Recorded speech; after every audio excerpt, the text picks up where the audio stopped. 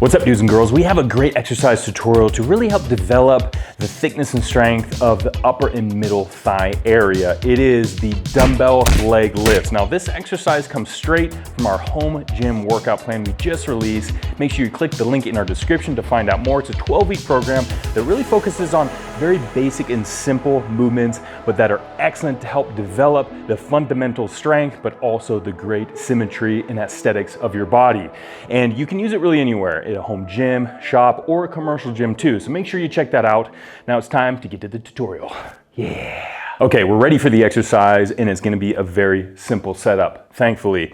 It's just gonna be having something to grasp onto to help balance you and a dumbbell. We have 50 pounds here, but really you can start with any weight that you feel comfortable with. Now, what we're gonna be doing today is going to be the dumbbell leg lifts. Now, the reason you're gonna be doing this is gonna be helping target a specific portion of your quads. Now, leg extension machines are an easy way to help isolate and target the quadriceps, specifically the vastus lateralis and medialis. So the teardrops, here's the lateralis, the medialis, but there's a portion of the quads that's gonna be right in the middle here is the rectus femoris muscle. Now, this is going to help, oddly enough, with not just knee extension, but hip flexion. It connects in the hip.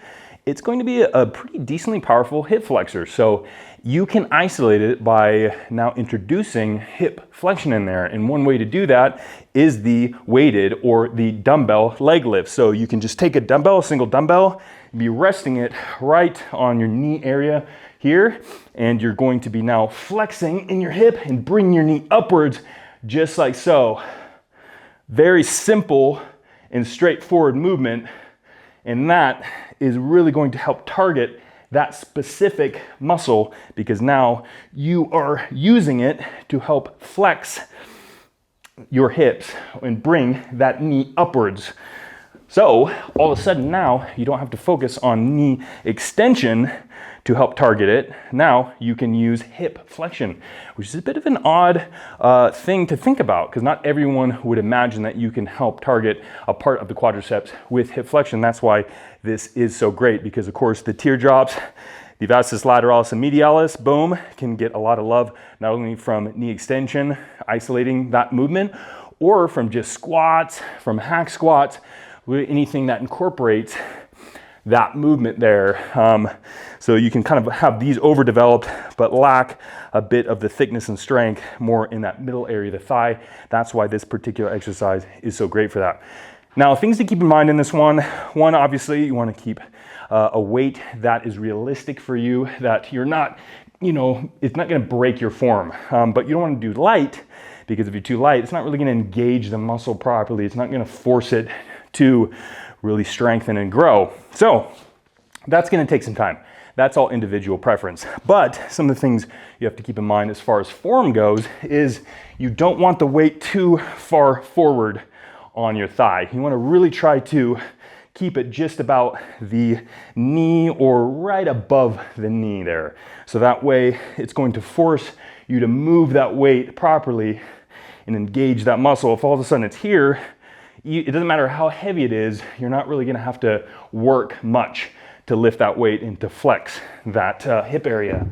Another thing is to make sure you're stable enough to concentrate on that movement. If you're trying to balance, which you can absolutely do, but it's gonna throw you off and all of a sudden now you're more worried about your balance and your core stability than you are the actual movement of the hip flexion there. So grasp onto something so now you can isolate that movement a lot more than you would if you're trying to focus on your stability. But if you want a more difficult version of it, of course, naturally, you can try to balance that movement. But just be cautious of that because it can really throw you off.